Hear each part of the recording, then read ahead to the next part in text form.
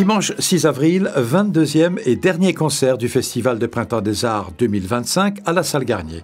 Après le trio en la mineure de Ravel, le trio Pantoum et la clarinettiste Anne Lepage ont interprété le Quatuor pour la fin du temps d'Olivier Messiaen. C'est pas par hasard, j'imagine, que vous avez choisi Messiaen pour terminer ce festival qui était dédié à Pierre Boulez.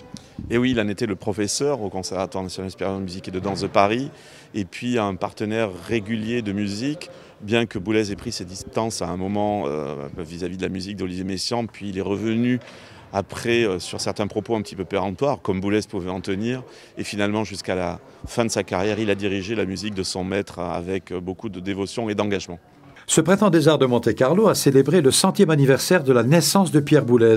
Comment avez-vous vécu ce festival ? Quand on parle de Pierre Boulez, on a souvent l'image de quelqu'un d'un peu aride, d'un peu austère, un grand intellectuel de la musique. Tout le monde s'accorde à dire que c'est un grand génie, que c'est quelqu'un qui a une forme d'infaillibilité technique, etc.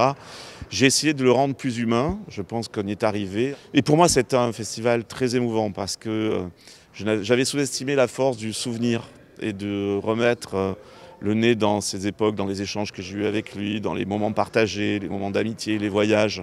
Tout ça n'a pas été finalement si simple pour moi, je ressors assez chamboulé de cette édition. En 2006, le Printemps des Arts de Monte-Carlo avait invité Pierre Boulez pour 2 concerts. Nous l'avions rencontré et lui avons posé notamment cette question. Votre musique peut-elle être populaire ? C'est un critère dont je me soucie fort peu, je veux dire. En effet, si une musique dit quelque chose, elle le dit à des niveaux différents. Je veux dire, même si vous allez dans le répertoire classique, les derniers quatuors de Beethoven ne seront jamais aussi populaires que la 9e symphonie du même Beethoven.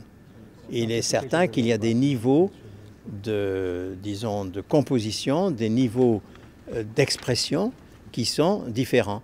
De même que si je prends la littérature, il est certain que Simenon va avoir des tirages beaucoup plus forts que Mallarmé. Bon, très bien. Ce qui ne veut pas dire que Mallarmé est moins intéressant que Simenon. C'est plutôt le contraire même, disons. Donc il faut accepter qu'il y ait des niveaux d'expression et donc des niveaux de réception qui soient différents. Du reste, écoutez, imaginez que l'humanité soit exactement sur la même longueur d'onde, tous les gens de l'humanité. Ça serait extrêmement ennuyeux.